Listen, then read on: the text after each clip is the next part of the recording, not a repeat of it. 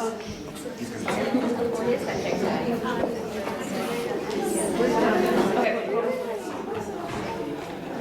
we ready? Has everyone grabbed drinks and refreshments back? Amazing. Okay, so I want to first thank you all for coming today and taking the time out. I know some of you have traveled from quite far to be here, so I really appreciate that. So I firstly want to say today we're here to talk about mental health, and I'm from the 1928 Institute, you can see here, and today's workshop has been commissioned by the Bangladeshi Women's Association. So I want to say thank you to them for showcasing this topic and really providing the opportunity for us to engage the community and also practitioners and policymakers on this important topic. So firstly, I want to give you a bit more information about myself, co-hosts who are dotted around. Can't see someone right there, thank you. And then I'll introduce my panelists, and then I'll tell you a bit more about the event and how it's going to work today. So I'm Kiran Kormanku. I'm co-founder of the 1928 Institute, which is an organization that aims to research and represent British Indians. We're a spin-out from the University of Oxford, so we do a lot of research and community engagement. In my work, so I work at the University of Oxford as well in the Department of Psychiatry, specifically in neuroscience, ethics and society, which is like a whole jumble of words often. And most of my work looks at kind of the ethical questions about mental health care and what does it look like specifically in contexts beyond Western medicine and beyond Western frameworks. And by that I mean looking at more of our traditional sense of well-being and our spiritual elements of personhood and how that reflects into mental health as well and the mental health care we want to see. So most of my work actually takes place across 8 African countries and India. Most of my work takes place in Ghana, which is very nice because I get to go there often. So if you need any travel recommendations there, do let me know. I'm now friends with many people there, so I can help you. And today I want to actually share some work that we did through the 1928 Institute. So some of our work, we found that 76% of British Indians face barriers accessing mental health care. Obviously that statistic did not sit well with me, so we told policymakers and we told the NHS, and we got involved with the NHS, and they actually commissioned us to find out how they can improve mental health care for ethnic minorities. My focus was looking at British South Asians, and I'll be presenting on that later today to show some of the findings and the issues in the community. And actually, when I was talking about mental health, that was when I met Salma and I was presenting here last year, and she kindly said that she wanted to do some work on the topic with the community, and that's why she commissioned me to design and deliver this workshop today. So I want to just very briefly invite Salma to just say a couple words about herself and the organization, just very briefly, no pressure. I wasn't expecting that. I understand. Assalamu alaikum. Good morning, everyone. Thank you so much for coming.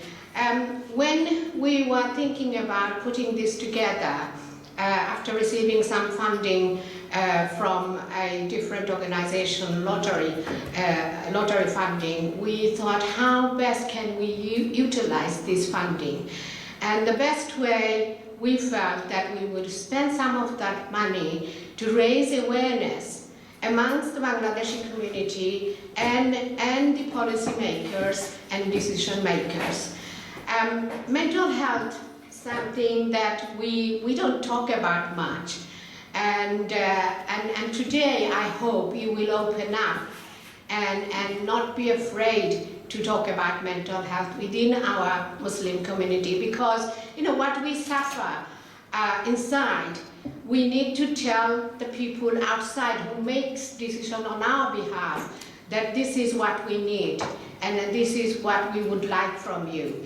I forgot to say about my background. My background is housing, and my background is working with voluntary sector as well.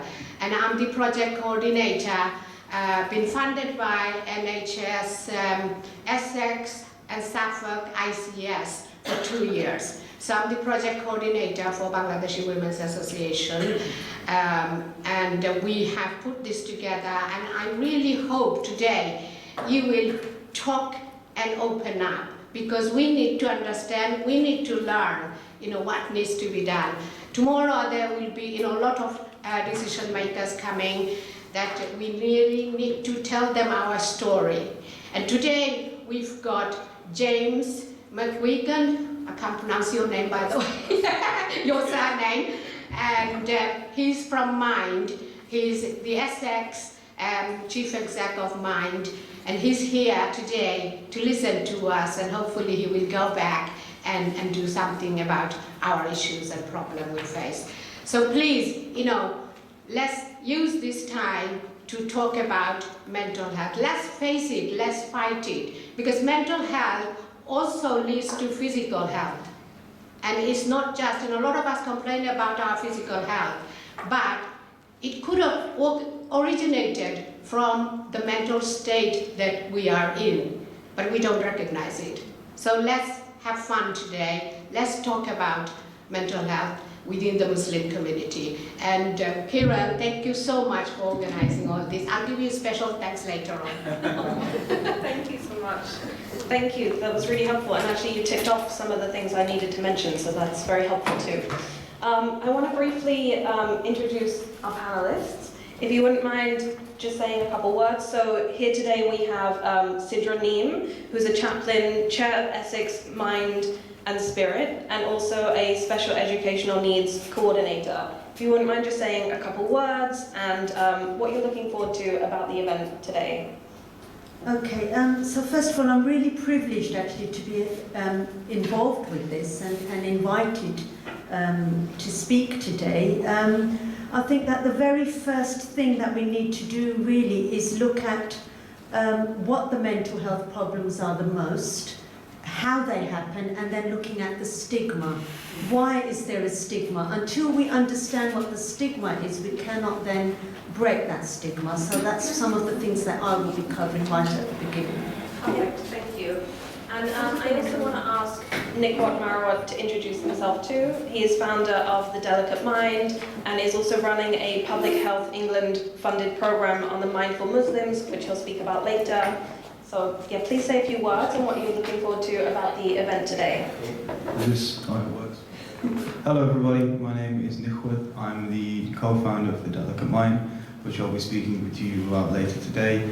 And I think what I'm most looking forward to with regards to this event is just getting to hear everybody else's perspective and see what everyone else has to say with regards to this issue.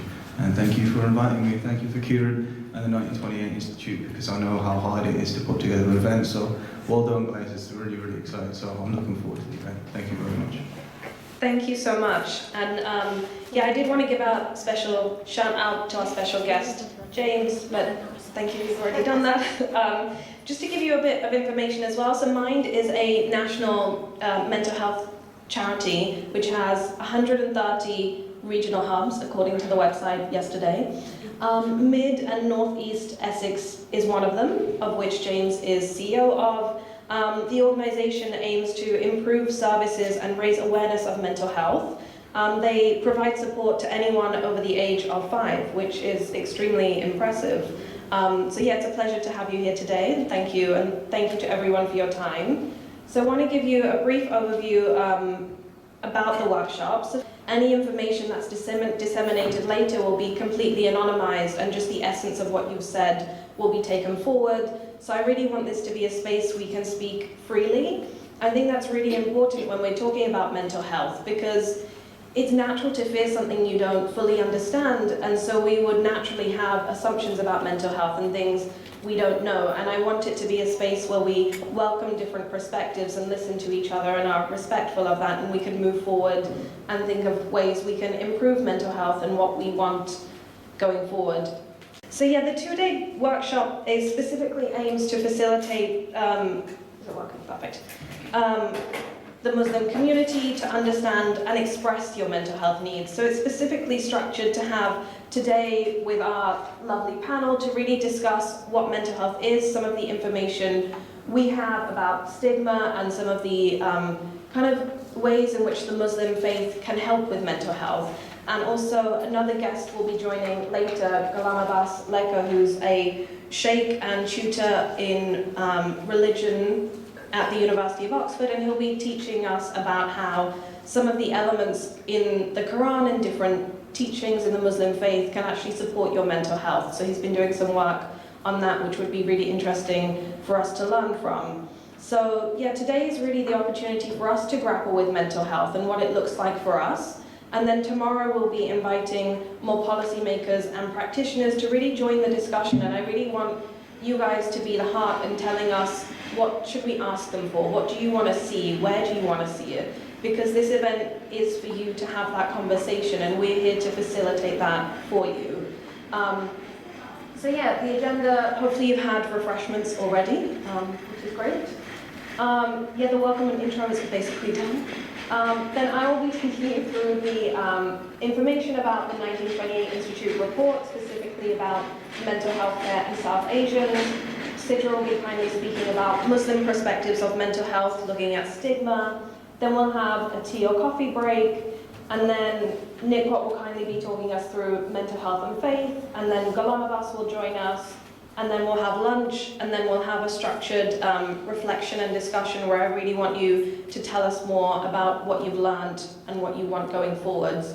And also in the sessions today, it should be structured in a quite engaging way, so if you have questions or comments, please just raise your hand. There'll be a floating mic. So yeah, please do take the opportunity. Oh, I did forget something. I wanted to introduce my co-founders, Dr. Nikita Ved and Sahal Hansradi, who will be around to help today. So if you need any assistance, please ask them. They'll be around. And yeah, Sahal will be taking photos, and Nikita will be helping facilitate the discussion later today. Okay, so I'm going to briefly talk you through a bit about the Institute, what mental health is, at least in terms of what the books say.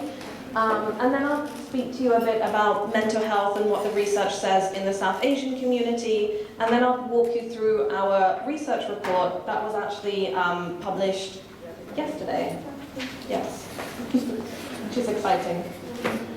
Okay, so yeah, I've already said the Institute is a spin-out from the University of Oxford. It's led by us academics. Put a couple recent photos up to brighten the presentation, but I think that's actually the only photos I have in the presentation, so I apologize in advance. So what is mental health? So the traditional definition, according to the WHO, is that it refers to cognitive, behavioral, and emotional well-being. So it's basically about how we think, feel, and behave. So it's quite hard to actually capture and explain, and I think a lot of people assume that mental health is a clinical disorder, and I think it's important to realize that actually mental health is often about coping mechanisms and not having the right coping mechanisms at the time you need it most. And it's natural for us to have bad days and face challenges, and that's fine, and we speak to our friends, we speak to our family, we get support from them, they encourage us to hurry up and get on with something, or they help us on our way, we ask for help, and things are fine, but sometimes we forget how to ask for help and we get too overwhelmed.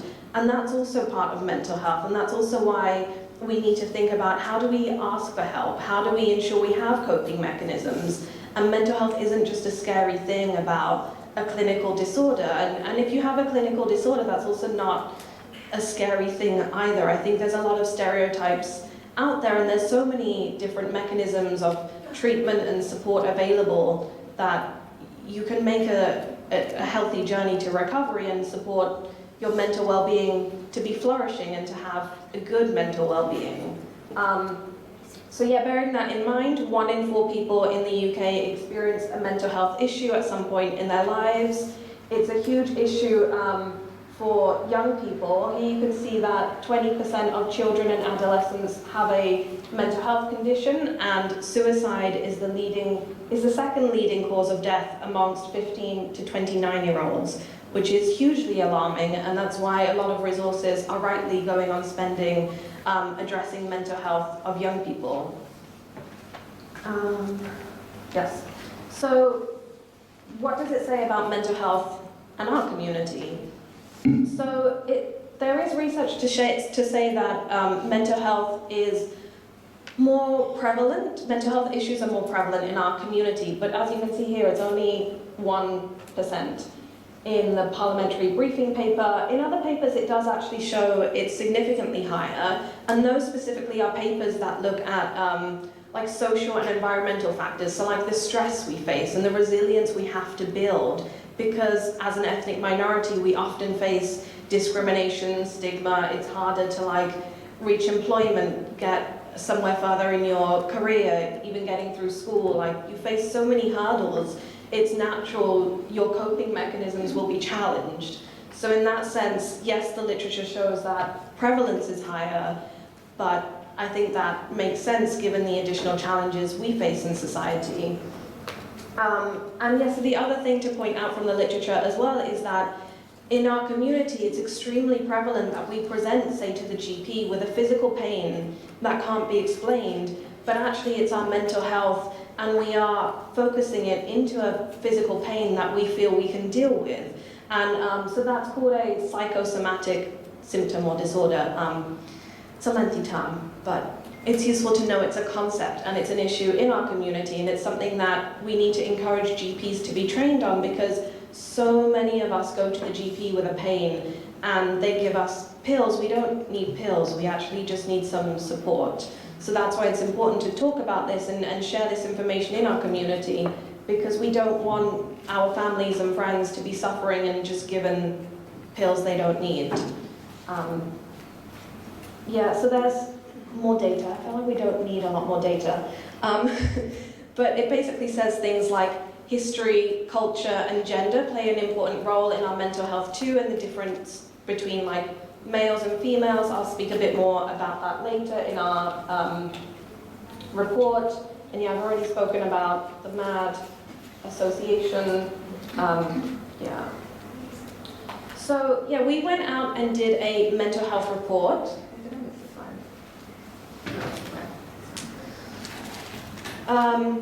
So we were commissioned by NHS England to do a report on looking at how to improve mental health for the ethnic minorities. Our specific focus as the institution is British Indians, but it was very much broadened to British South Asian diaspora, and a lot of what was said echoes with what I think you'll find in the community, and Solma's seen the paper and can speak on that for me too. Yeah, so we surveyed over 1,700 British Indians, and that's where we found that 76% of British Indians face barriers accessing mental health care. I'll go on to show you those barriers shortly. So we specifically partnered with Birmingham and Solihull Mental Health Trust, and I'm part of the PCRAFT, so that's the Patient and Carers Race and Equality Framework. Another long acronym we don't really need, but I should mention because they funded and contributed to the reports. Thank you. And their aim is specifically to improve your ethnic minority experiences of mental health services. So they're specifically looking at NHS services, which is what my report covers. Yeah, so we were, and it's important to also say that as a result of this work, yes, I am doing this kind of community engagement work, but we're also co-creating the NHS National Organisational Competency Tool, which is again another mouthful. So it's basically how NHS mental health trusts are measured in terms of their effectiveness and what success looks like. So the tool in which the success is measured across all NHS trusts across the UK. This report, along with a few others, will be feeding into that, so we'll be co-creating that as a result of this. Yeah, so just to move forward into the report and methodology, I have a lot more information, but I feel like you don't need all of that. As you can probably tell, I'm an academic and used to giving you the whole spiel of everything in a report. Yeah, so we had over 1,700 British Indians surveyed in August. We ran focus groups and interviews in November 2020, and then we also ran focus groups specifically on mental health with 86 British Indians, and that was in September 2021. So here we have a breakdown of the barriers in accessing mental health care. You can see that the biggest barrier was stigma at 34%. This is followed by quality at 16%, and then interestingly cost, which I think is the assumption that you wouldn't go to the NHS and you would automatically go to private healthcare, and the cost of that is expensive because the NHS is free. And when I did speak to some of the respondents about this, they did confirm this assumption, which is useful. So yeah, as you can see here, there's a lot of concerns about the relevance, the quality. Also, inconvenient hours was on there too. Interestingly, language was only 1% of a barrier, so that shows that the NHS are doing well there. Oh yeah, sorry. And one other important thing to mention was in the focus groups that we ran, almost every male we spoke to spoke about the issue of suicide. So either they themselves had thought about suicide or a close member of their friends or family in their close circle, and they were really concerned about suicide, and they really called for an urgent campaign on suicide prevention specifically for men in our community. So that's something we definitely need to address. As part of the report, I also did a regional breakdown of the barriers. So East England is in orange. I can also send this around if anyone wants this at a later point. Yeah. And so, yeah, as you can see, the biggest barrier was still stigma, and you can see regional differences. So actually here, physical access was a bigger barrier than the average. Inconvenient hours was a lower than average. Relevance was also lower than average. Quality was lower than average. So maybe you guys are doing a good job. So congrats. But there's always more to be done. Let's not go too far. Okay, so importantly, when I grouped the barriers into themes, so what do they actually show? So I put the concepts around inappropriate treatment. So that's the things like lack of quality, lack of relevance, lack of contextual information from the professionals. When I grouped that together, that was an equally same-sized barrier as stigma. So I think it shows that, yes, the community need engagement on stigma and awareness and information on what it is, but equally the NHS and other organisations need to improve their services and improve the quality of their treatment to make sure it's appropriate and accessible to the community. So that's important to highlight. So when we spoke through the focus groups, we asked about, I wanted to kind of not just focus about the treatment and how can we improve it. I wanted to talk through the process, to speak through how do you understand mental health, how do you access treatment, and then talk about issues about how to improve the treatment itself, and then also speak about prevention and what additional services you might need. So you'll see 4 graphs, 4 tables even, that I'll walk you through. So here when we asked about understandings of mental health, it was really clear that the NHS uses a clinical language that we don't use at all.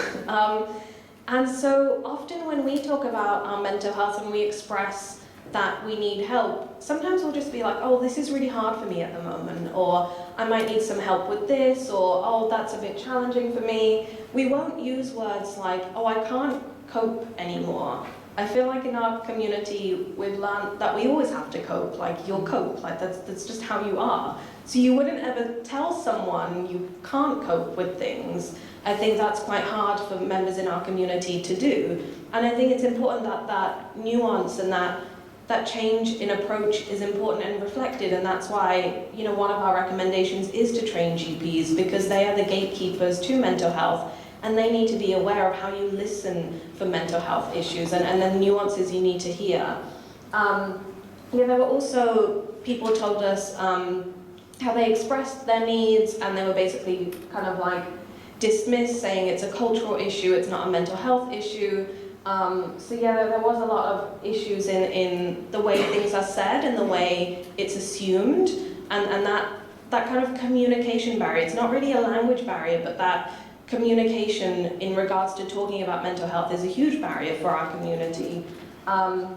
Many people also mentioned that the NHS doesn't appear to be explicitly inclusive of British Indians, so they felt really like they were excluded because their way of viewing the world was just completely dismissed.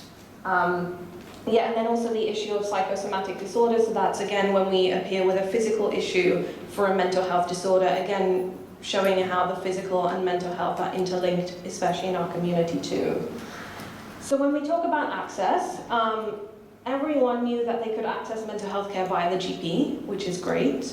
I don't know if they did. They did not say they did. This was just if they know how to access. Some people also knew that they could access mental health care through a community organization. The next two statistics are quite shocking. So 86% of people experience discrimination from either the GP or a gatekeeper in accessing mental health. So that's, again, when they said, like, this is a cultural issue, or that's not appropriate, or this healthcare isn't for you. There were a lot of examples that people shared with us.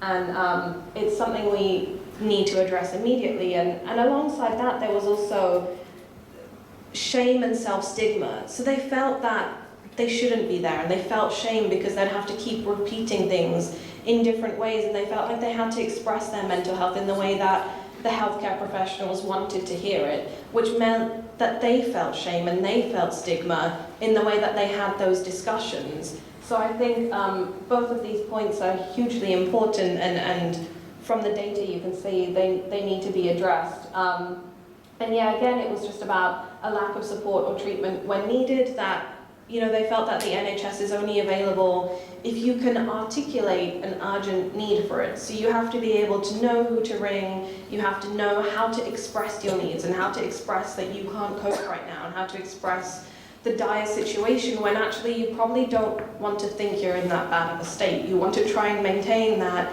you can cope at some point, or it's hard for you to then say what needs to be said just to get the help, and you feel like a fraud in a way, and our participants have shared this with us, and that's a huge issue. So it comes back to communication and an issue being on the side of the healthcare professionals.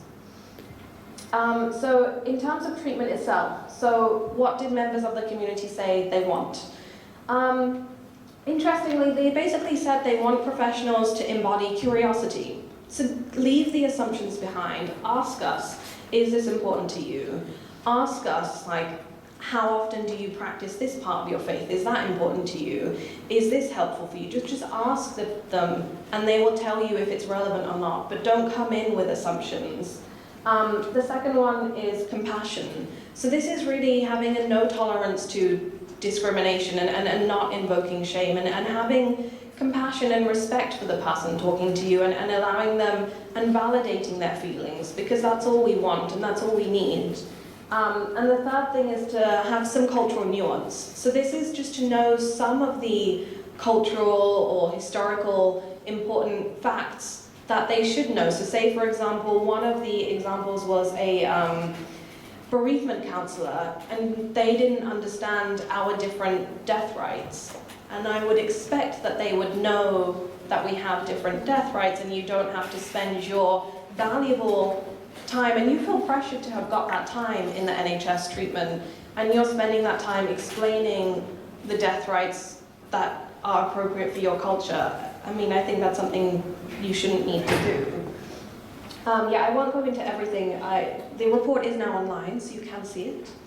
And yeah, about prevention, a lot of people spoke about really wanting to promote traditional well-being, and because there's a lot of value in our culture, there's a lot we bring about how we support each other, and really our multi-dimensional approach to well-being, that we really want to foster spiritual growth is really important for us. And that needs to be reflected in the way we support our well-being. And when people tell us, well, what do you want? I think it's about not just needing clinical coping mechanisms, it's also about how do we nurture your spiritual growth? How do we nurture your cultural growth? And yes, how do we nurture your coping skills too? But that kind of multi-dimensional approach would be really supportive to promote well-being. I won't go into a lot more detail. So yeah, thank you so much. I will now hand over to Sidra, who will give you more of a perspective specifically from the Muslim community. So thank you so much.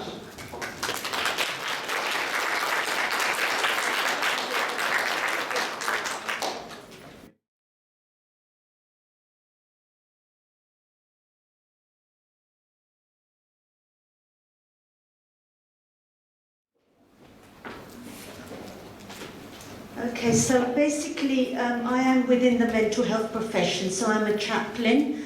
I work within the medical sector, educational sector, and within the retail sector as a chaplain. I'm also a special needs coordinator, which means that I'm a specialist for mental health for children as well. So I'm a SENCO as a qualified teacher.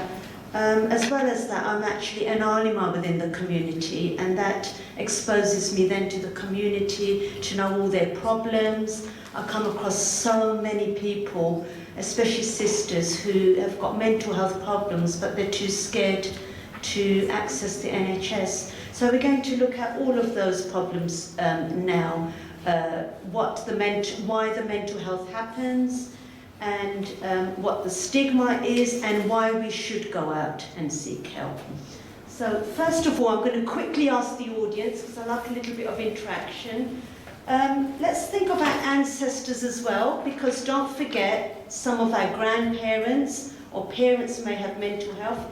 What kinds of problems would they have come across when they came to this country, which may have caused some stress or depression in their lives? Yes. Loneliness of life. Loneliness of life. Remember, back home, everybody's living in big families together, and you come here and you're shut up in a tiny little house, dark, tiny rooms, and you're on your own, completely on your own. Good. Always shut. Pardon? Door is always shut in our country. The doors, yeah, the doors are always shut. Yes. And it's dark, and there the doors are open for everybody to walk in and out whenever they please. Anything else? Let's have one or two more. Let's have the lady in the green. Language barrier? Yes, big one. Culture and language barrier, and religion as well. Because back home everybody's all the same colour. There's no immigration there. Everybody's all the same religion, same colour. You mix with everybody, don't you? Okay? Right, there was another lady at the back. Yes, that lady there in the red. Yes. Everybody seems to walk with their eyes down. Nobody sees each other in the eye to say good morning. Yes, yes. So we're all more depressed here. Look at the weather.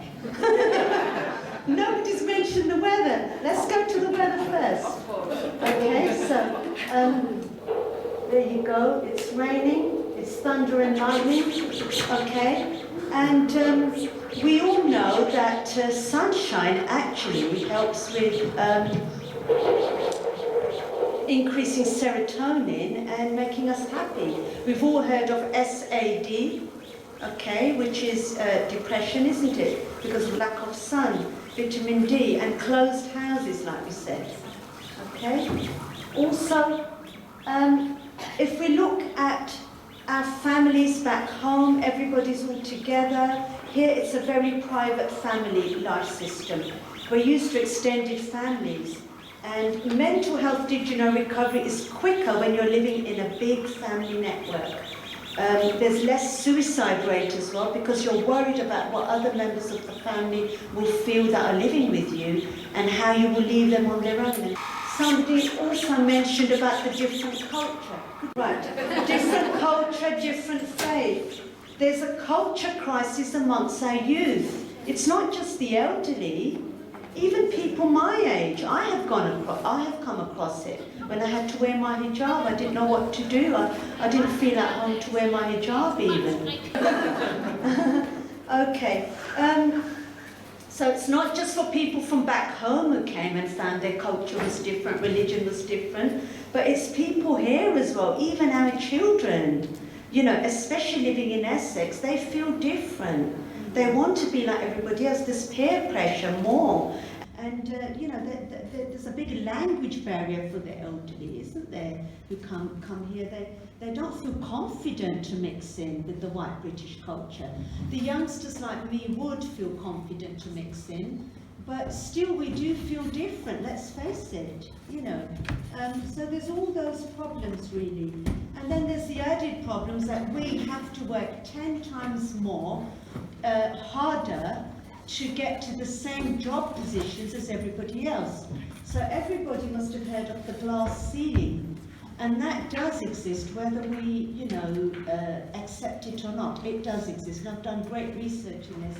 So even now, you know, people from the Muslim community are naming their children different names, English names like Adam or Zachariah, to be accepted, because they know already that there's going to be problems when they get, you know, to that stage of jobs and all the rest. Okay, so all of that makes things worse. Okay, so that's just some of the things that cause the depression. But now let's look at why people do not go ahead and seek the help. Okay, so the first one is they are aware of genetics. There's the fear that your future children will get the same diagnosis as you, so why expose that diagnosis in the first place? And also the existing children, it will tarnish their name as well. Okay, so there's all of that as well. And there are two ways in which you can get mental health. One is through nature, which is genetic, but what about the ones that get it through the environment, through nurture? Those are the people then that will worry about it more, because they'll think, well, none of my ancestors have got this condition, so why would I label myself with that condition and then tarnish all my children as well with that? So in this country you will find that people who come over, they will get mental health more because of the nurture area, the environment. It doesn't have to be the genetics, so all their families would have been fine. Okay, and this is actually all about genetics, like I said, about future children, existing children getting the same label. And then there's the perception of lack of marriage proposals for younger family members. This does exist, does it not? Who's going to marry your children if they know there's mental health in the family? Because that child you're marrying to me may have mental health. That does exist. Everybody's nodding their heads. That's actually a very big one, is it not? Okay? So marriage proposals. Not only that, the in-laws, the dreaded in-laws. What if they find out that you've got mental health in your family who they hate? Because in-laws are a different family. And then they'll attack your family and say, oh, your family's got mental health, but we're all right. Okay? So yes, there is this concept. And some people, even now, some sisters are living with their in-laws. They're living with their mother-in-laws and things. Are they not? So then nowhere are they going to expose that they've got mental health problems in front of the mother-in-law, who is from a different family. So all of these things actually do come into play. Okay, now if we look at the diagnosis of all of these conditions, they don't exist back home. Back home, it's at least they're 10 or 12 years behind the Western world. So things like dementia don't exist. Autism is only now being recognized within the Asian subcontinent. So everything is actually put down to personality. No, he's not autistic, or she's not autistic, she's just shy. That's part of her personality. Whereas here, there's a diagnosis for everything. You're a little bit different from everybody else and you get a diagnosis. So I used to get this at school. We used to have an Arab parent, and the daughter definitely was autistic, and the father said, no, she's not, she's just shy. What is autism? I don't know what that is, but that doesn't exist in my country. So yes, you will get that, and it does feed into the younger generations as well. So there's no diagnosis with a lot of these things in this country. And mental health is actually put down to madness as well abroad. And then that then feeds into the stigma here as well. Let's move on. I've already mentioned that any diagnosis can actually stigmatize the whole family. Okay, that I've already mentioned already. And some things are put down to what's in the Quran. So in the Quran, it talks to you about, towards the end of life, he returns to the same state of weakness with which he had started life in this world. So things like dementia, people are just going to turn around and say, well, that's part of old age. That happens because of old age anyway. It's mentioned in the Quran. So they may not seek anything for Alzheimer's or dementia, or look at any of the, problems there that are needed, to deal, the things that are needed to deal with that. They will just put it all down to old age. And because of that, they will not visit their GP. Kieran already mentioned that the GPs don't understand. Now, my husband is a GP, and he has turned around and said to me, he's not allowed to talk about religion or culture. He's not allowed to talk about religion in his job. It's basically just health-based only. So somebody is not going to, the GP is not really going to understand some of those cultural needs or the problems within society that happen when you say, do you know what, I think you need to go on depression tablets. You need to go on antidepressants. They're not going to understand the implication of all of that. So there's my doctor with a big cross on it. Even though the doctor's got his hands out and saying, come on to me, it's, a big fat no. The other one, which is a very, very important one, is amongst the Muslim community, there is this phrase that, verily in the remembrance of Allah do hearts find rest. So people will just resort to prayer. We can just pray and we'll be fine. We just need 5 times prayer and we will be fine. That is fine for lower level anxiety, but it's not fine if, for example, you've got schizophrenia, is it? You need medical as well. So a lot of Muslims will just say, no, we'll pray, we'll remember Allah, and everything will be just fine. So it's not just prayer alone, and this is the exact sentence I'm talking about there. And whoever turns away from my remembrance, indeed he will have a depressed life. That's in general, but that doesn't mean genetically inherited diseases, disorders like bipolar or schizophrenia, which are quite high up there. Okay, and then the biggest one, I cannot explain how big this one is amongst the community. Some of the nurture mental health disorders are then linked with the jinn, can be linked with the jinn. We do believe in jinns. It's also within the Christian culture as well, because I know a reverend who goes and he does exorcisms and things like that in houses. So it does exist in all cultures. So everybody says, oh, we mustn't mention we've got mental health because people are going to think we've got a jinn, we're possessed by the jinn. But they're not looking at it carefully. If it is a genetically inherited disorder, then it's not linked with the jinn, okay? And a lot of the nurture ones, like, not enough sunshine or not enough family networks, broken families and all that kind of stuff that leads to that can lead to mental health, it doesn't cover the jinn at all. But somewhere along the lines, a lot of Muslims think, oh no, people are going to think I'm possessed with the jinn.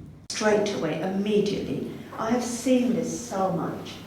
And then food. A lot of people will think, oh no, because there's a lot of herbal medicines, hakims. A lot of hakims back home, yes? Oh, we'll go to the hakim and he'll fix it, okay? So there is a lot of herbal medicines and things in our culture as well. And people will say, oh, we don't need to go and get proper therapy, we can just go to the hakim and he'll fix it. Who are like witch doctor type. Witch doctor type characters who haven't got a clue. They're not doctors. They're not qualified doctors. So there's another really, really interesting one there. Okay, physical and mental disabilities are overdiagnosed in people whose first language is not English. This is a well-known fact. If your first language is not English, anybody can just put you down to having some kind of problem, but you haven't been able to explain it properly to the doctor or to the consultants or wherever you have been referred to. Now, the other one, big one, especially amongst men, is if they expose they've got a mental health problem, people are going to think they're weak. I don't want to appear weak. 16% of the Muslim community or from the BAME community don't want to mention it because they think, you know what, they're going to think that I am weak. Okay? Especially men who in Islam are supposed to be the... Oh, it's working now.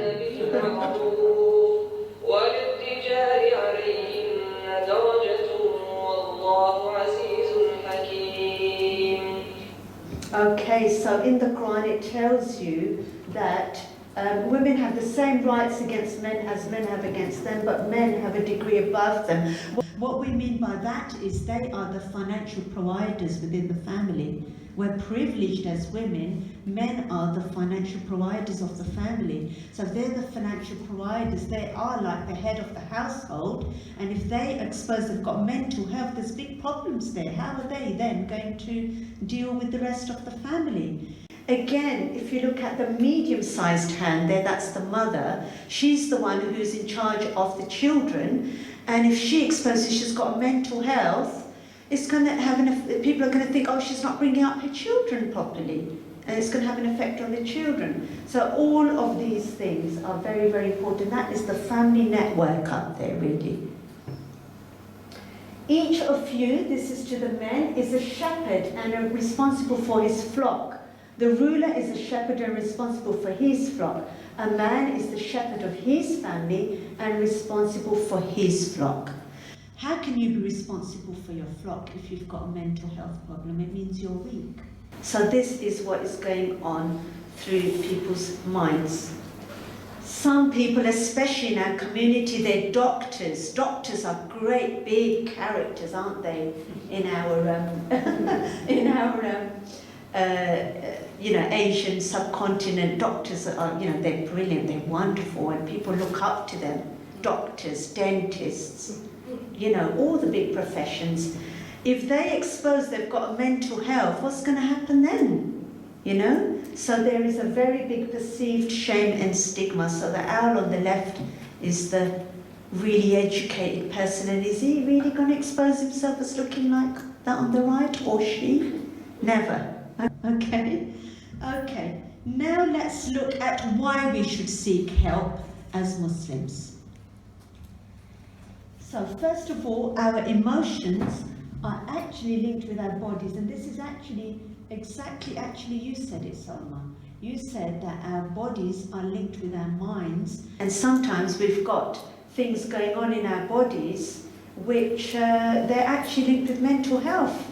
And this is a big one. Cancer, number one. The first question the doctor will ask you is, are you going through any stress?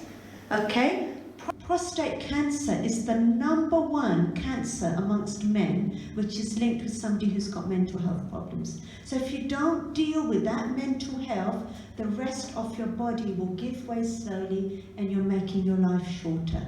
And these are actually on here, it actually shows you anger weakens the liver, grief weakens the lungs, worry weakens the stomach, stress weakens the heart and brain, fear weakens the kidneys. Negative emotions wreak a lot of havoc on the body. Stress, constant anger, depression, anxiety directly affects our hormones and endorphins and influence our lifestyle choices. It is quite hard to combat these feelings alone, and it is even more difficult to change these feelings when those around us help propagate them. Scientists have thoroughly documented the link of negative emotions to poor health outcomes, and that's actually from a medical journal. Okay, your body has a right over you. It says that in Bukhari, because some of us look at religion, but it tells you that in religion.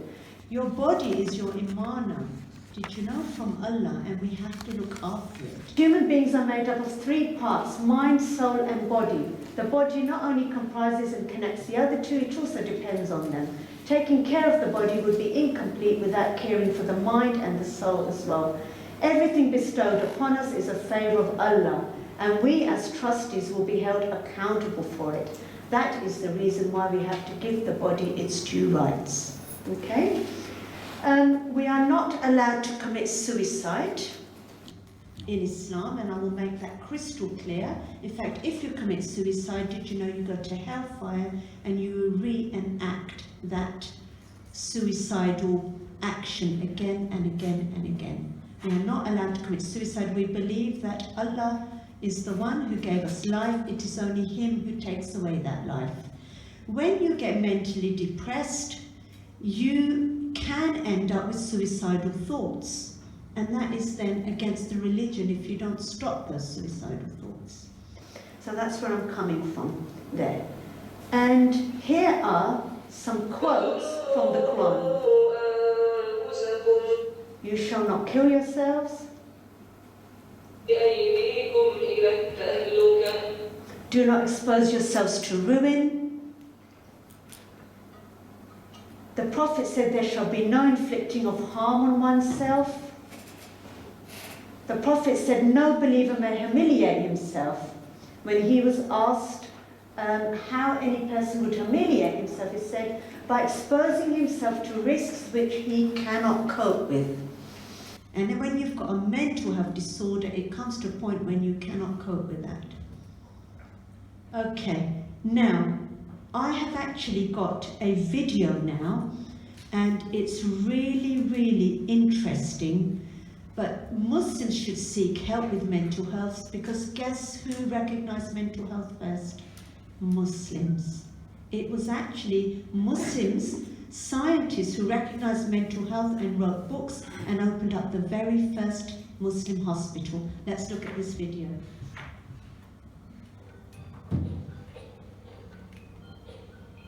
You can read the words.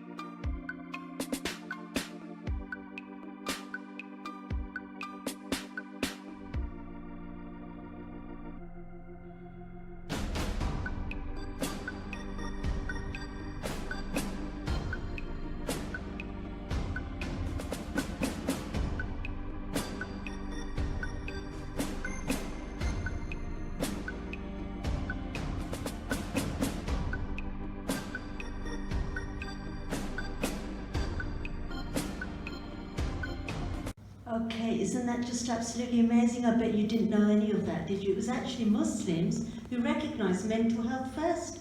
The very first psychiatrist was a Muslim, and he wrote a book which is being used even today, some of the findings of that. So then why should we be worried about coming out and talking about mental health?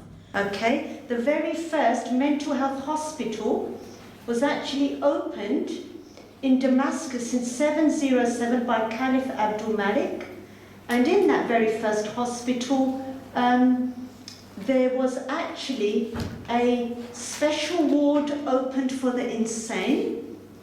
Mentally ill were treated with supportive care, drugs and psychotherapy. Islamic cities maintained an insane asylum where patients were treated at no charge. The Islamic system for treatment of the insane excelled in comparison to Europe. And at that time, did you know that people who had mental health in Europe were burnt alive? That's how it was in those days. So Islam was actually way ahead of its time. So we do need to go and seek help. It may not just be medication. You may just need a little bit of CBT, cognitive behavior therapy, to fix it. If it doesn't, then you definitely need to get medication. And if it's low-level anxiety, then self-help skills, like exercise and going out in the sun and eating well and things like that.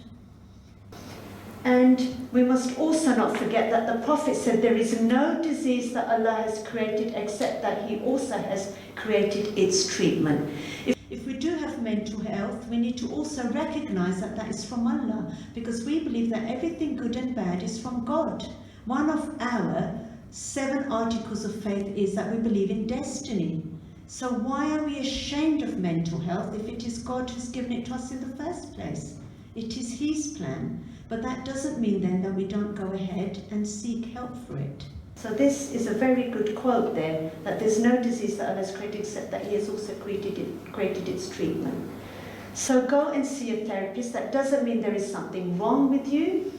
It means that you may be seeking clarity in some areas of your life, want to work through complex emotions, working through traumatic experience, challenging negative thinking patterns, learning new techniques to cope with difficult situations, and you're focusing on personal growth. Let's stop shaming those who seek to better themselves. We must also remember that Prophet Muhammad, peace be upon him, was also depressed at one stage, and Surah Duha was released. Was it not, when he was depressed? Have a look at the background of that. Okay, he also cried as well. So go and seek the mentoring. He also cried. He referred to his tears of grief as mercy. Okay, here is the Quranic ayah.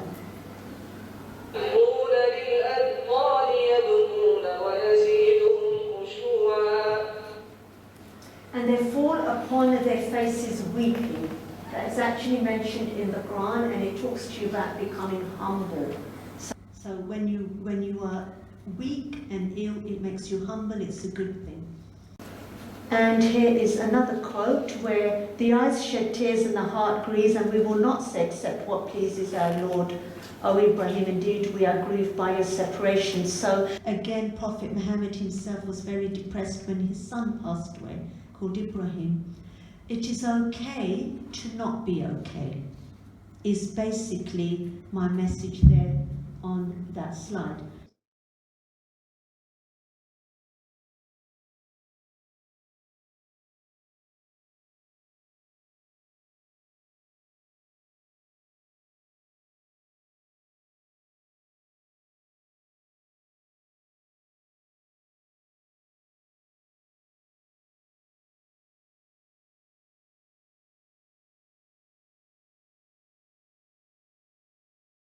Can I have questions now, please? Quick whip around of questions for the last couple of minutes. I've got 3-4 minutes, haven't I? Questions. Brilliant. Thank you. No, thank you so much. And I actually just wanted to come back to your point that you mentioned about stigma and suicide. And I think it is something very important. And I think it's important to understand that, you know, we all have different perspectives, and obviously we need to be there to support people who are going through a tough time and prioritize their needs as well, even though we obviously have our beliefs and faith systems, but obviously we have to prioritize people as well. So yeah, thank you so much. We'll now move to a break, and then we'll reconvene So grab some refreshments. Also, if you want to chat to us, we'll be around. Thank you.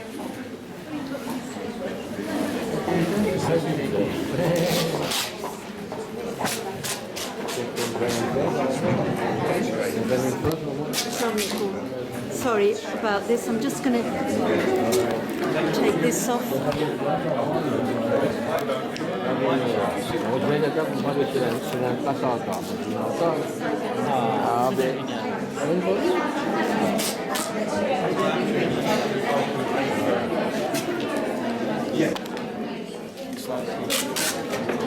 I'll talk to you in a minute. Yeah, would that be okay? Yeah. Yeah, 1 second. 1 second. No, no, all day I'll be recording.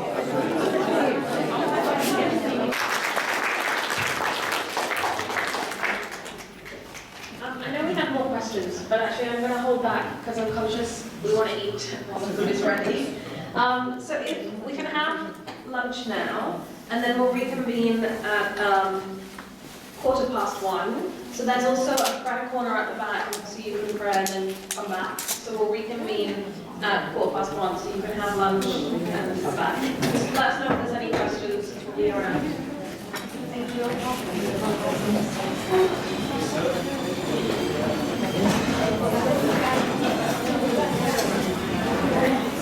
So professional.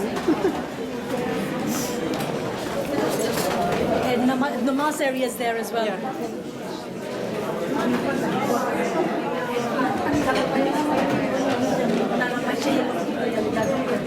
As I've been lately, I'm vegetarian.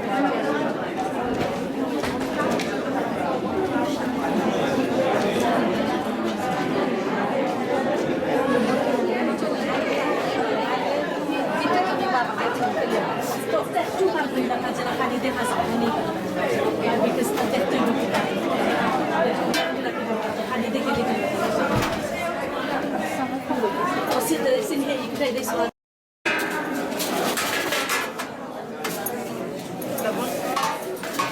It's vegetarian. Another one is pita bread.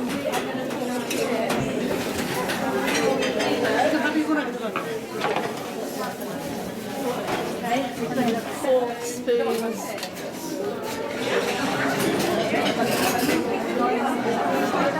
Yeah, but you're not like a donator. Sorry.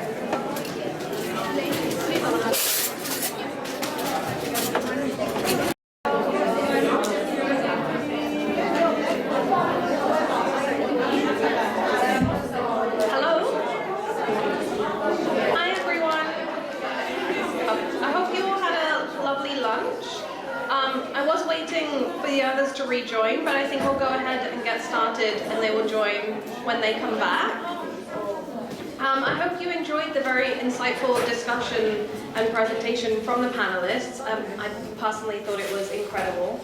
Now we'll move on to the afternoon session where it will be a structured reflection and discussion, in between which you can grab tea and coffee at the back. So before we get into the discussion, I want to first take the opportunity to ask Mrs. Lockman, the Director and Chair of the Bangladeshi Women's Association Essex, to kindly tell us about why we should discuss mental health in the community, if that's okay. Would you like the microphone? Assalamu alaikum. Good afternoon to you all, and I'm so happy that you are here to listen to the mental health problem in Bangladeshi community and all the other community. I have got personal tragedy which I like to talk to you.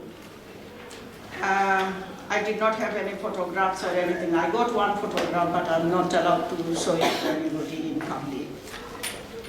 I'm mother of 4, 2 girls and 2 boys. One girl born in 1966, and the girl whom I lost, she was born in 1967, 21st of May 1967. A beautiful, quiet girl, very intelligent. She was well loved by Bangladeshi and other community. Everybody called her Angel.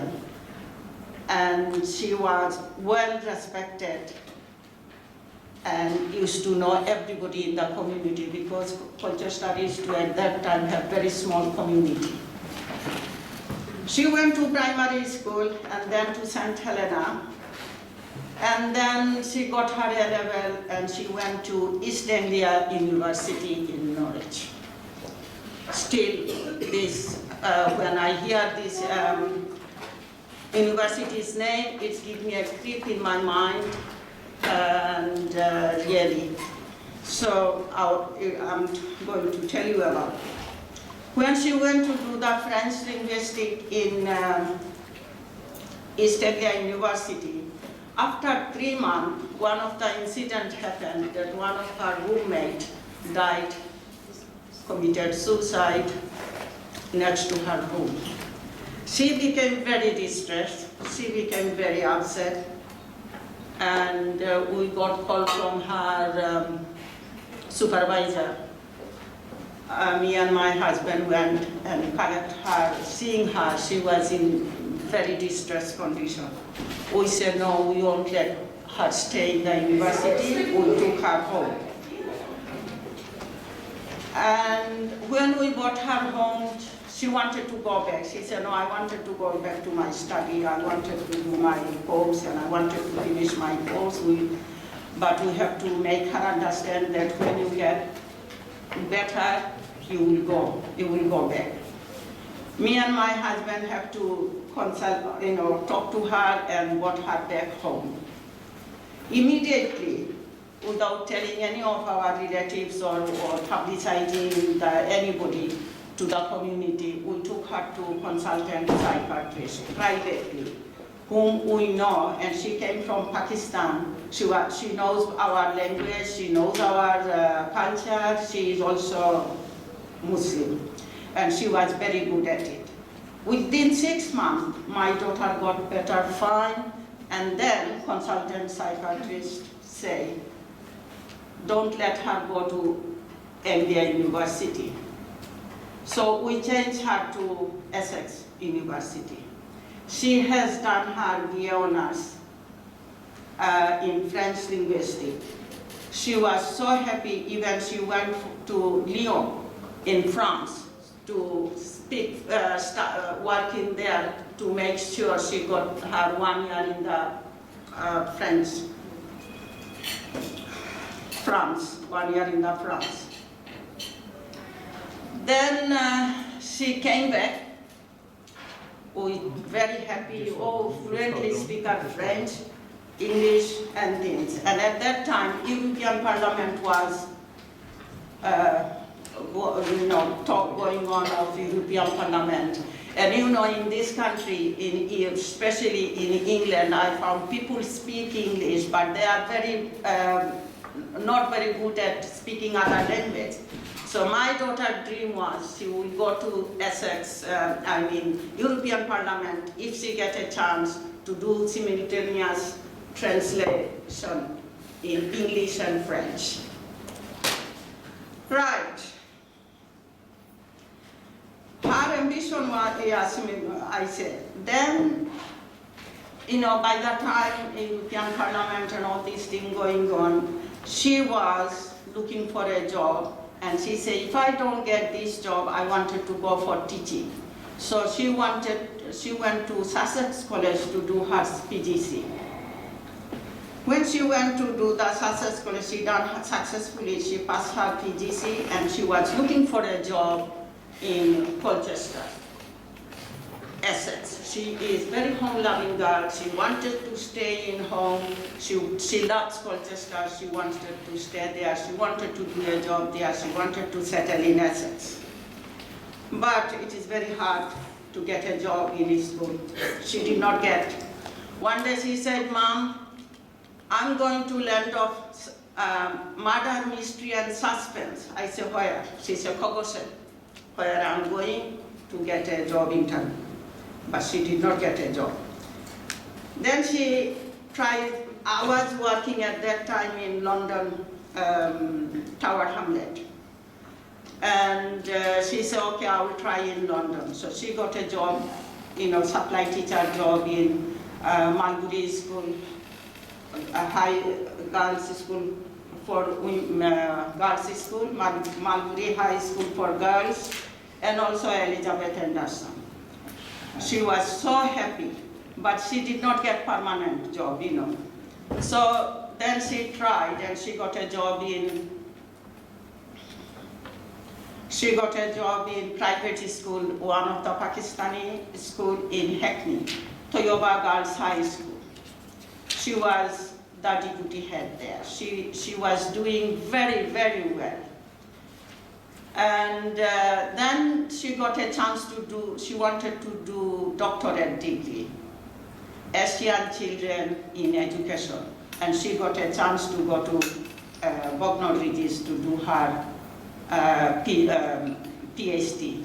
But when she went there, she was doing very well. Within 6 months, her landlady she was living with, she was supposed to have heart transplant. And she said, Mom, I left my landlady going to make a fish pie, and then when I came back, I found everything is on the table, she is not there. So they found a suitable heart, so they wanted to call her up, they went. Within 3 days, her landlady died after the transplant.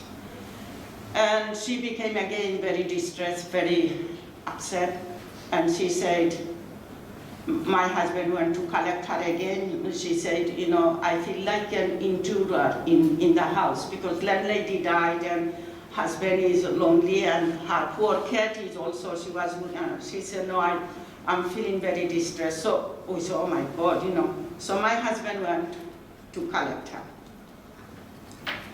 So she went back to her girls' high school, Toyoba Girls' High School in Hackney, to get her job back.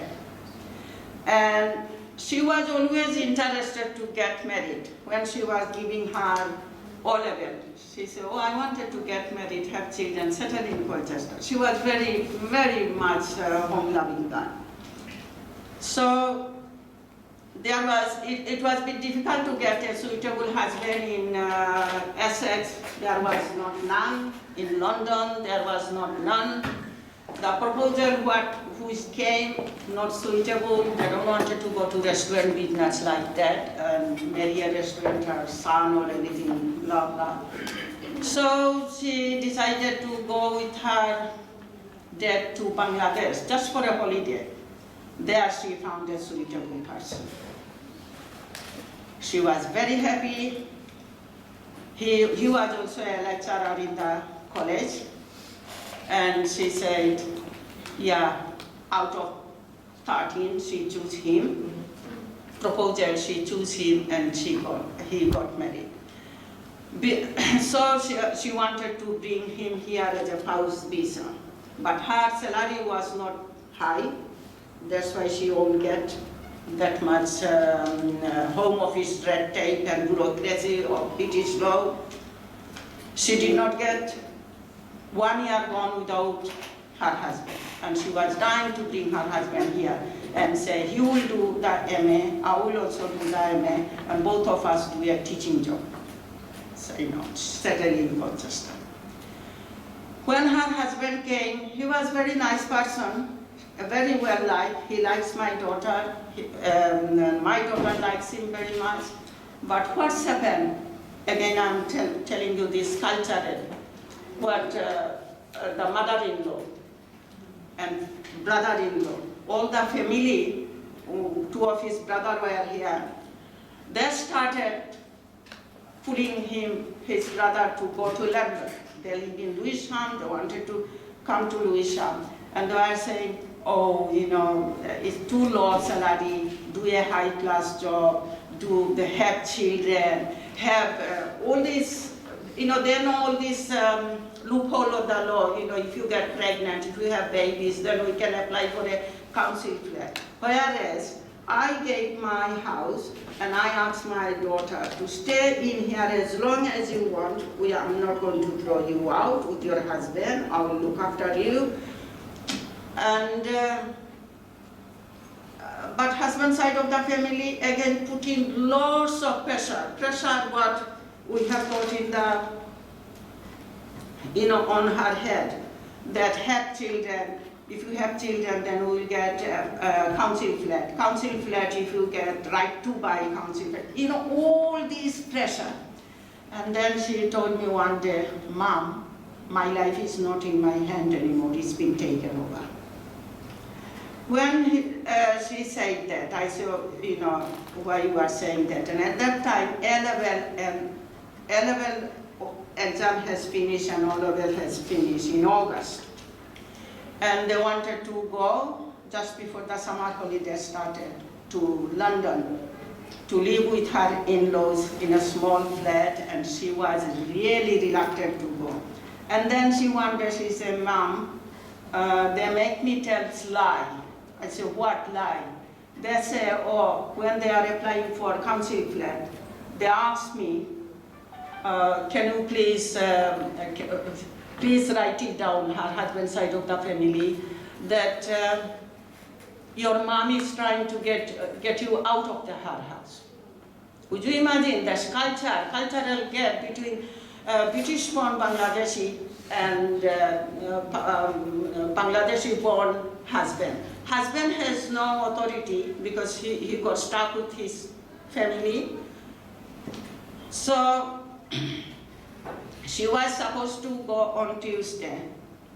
I went to work because I need to work to put rice, bread and butter on my table because financially we are really struggling. My husband was not well. And she was not feeling that very well. And I said, Shaila, her name is Shaila Lokman, I will take you to the doctor. I will go with you. And I won't go to work today. She said, no, Mom, you go. And before that, I took her to the doctor. And I asked the doctor, because Sidra has mentioned, and you have also mentioned, that tablet is not cure for the whole ills. Prozac, antidepressant tablet. But when the Pakistani ladies, I won't mention her name, she is so good. She did everything. And within 6 months, my daughter got married. But when I took her my own GP, I bypassed the GP there because I did not take her first time. Second time, I thought I will go through GP. And I asked GP, would you like to send her to that psychiatrist? And GP said, no, it's no need. What psychiatrist will do, we can do the same. We can do the same. She is also English GP, counselor also English. She is trainee counselor. And when she had one session, introductory session, then she had another session. And then out of curiosity, I asked my daughter, is she helping you? What it is? And she was very reluctant to say what. And he said, it's not for you to ask, Mom. I said, no, just out of interest. Is it helping you? Is it okay? She said, well, this is your first love. Listen, Western psychology. This is your first love, so work on it. What does it mean? Because we have one husband.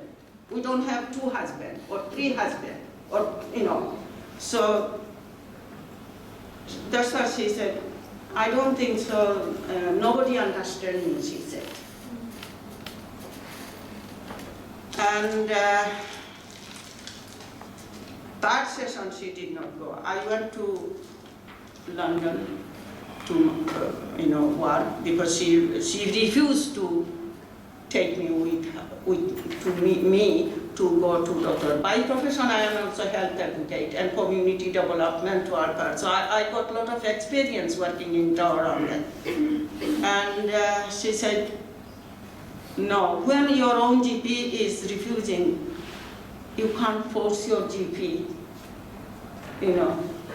And then she was also going to London, supposed to go to London on Tuesday, but Thursday, 10th of August, 2000, she, because I am not in the house, father is not well, so he was in the drawing room, husband was in his room, and she just went to the garage, and that's it, end of my daughter's life. As Sidra Naeem said, suicide is, we should not do suicide, but that's what is giving me a lot of thought. My daughter died in the garage. My husband found her, and I got a call at work that that's what happened. Would you imagine my condition? I thought I'm not working on the space. I was just lost. My colleague brought me here. I went to hospital, saw her. So that was the end of my daughter in 1967 to 2000. And she who promised me one day, because she was well liked in the community, she said, Mom, please, please, if you wanted to do something for Bangladeshi, you can do it, because I was always helping my community who came in 1970s, taking them to doctors, high schools, everybody was helping, and she used to write down the list, who wanted and who uncle to take them to school and things like that. So she said, I saw dear, coming from London and Colchester, I was exhausted, tired, and I said, okay. So she said, if you try to do something for Bangladeshi community, you can do it, Mom. And my only good memory I had about my daughter is when I got an award for First European Health Education Award. I took her with me because she can speak French in Lyon. And that was a wonderful time I had, and that's what I'm living with it. And that her wish is Bangladeshi Women's Association Assets. I started 2001 and carrying on still today. Sometime I think I will give up. I don't want to work for the community. I will just give up. But as soon as I think this hard work keep coming to mind, yeah, Mom. So I'm carrying on with all of your support. And I hope You're doing really well. Carry on. And I hope it will continue. It will continue with everybody's support. I lost a brilliant girl. I got other 3 brilliant children, but that's mine. And that's what I say, the cultural clash and accessing services, GP services. GP, if she would have let her go to consultant psychiatrist, I would have had my girl too. So important, isn't it? It just shows how important it is, isn't it, to access services early on. This is just proves the point, isn't it? Well done, you've been ever so brave. Thank you so so much. That was brave. incredibly moving. No, It it's really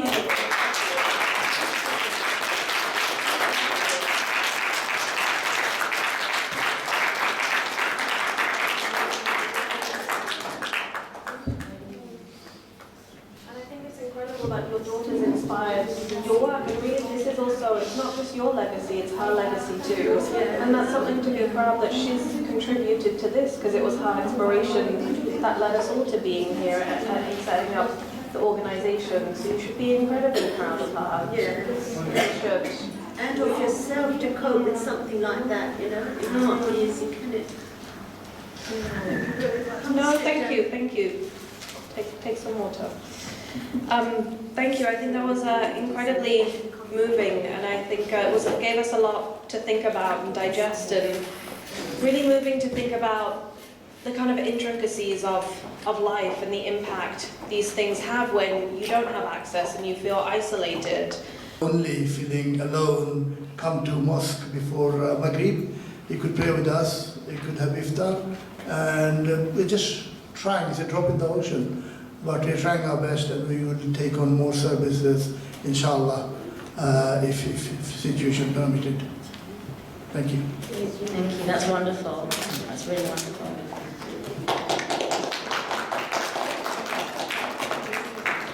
So yes, I'll hand over to Salma to say some concluding remarks. Thank you, everyone. It's been more than expected for me today, just seeing all of you here. And we talked about some really difficult issues, I think, and what we're going to do is tomorrow morning we're going to present to the decision makers who sits on the table. Hopefully they will let us sit on the table and tell them, what the community is saying. And I just hope, organizations such as Bangladeshi Women's Association, Essex, Mosque, and few other organizations that are not Bangladeshi, we need to put pressure on the service providers to change things. Otherwise, it won't happen. So let's not forget that we got to be here tomorrow morning by 10 o'clock, please, because this is where we can make real influence, real change. The big men and big women of Essex NHS will be there tomorrow. Thank you very much.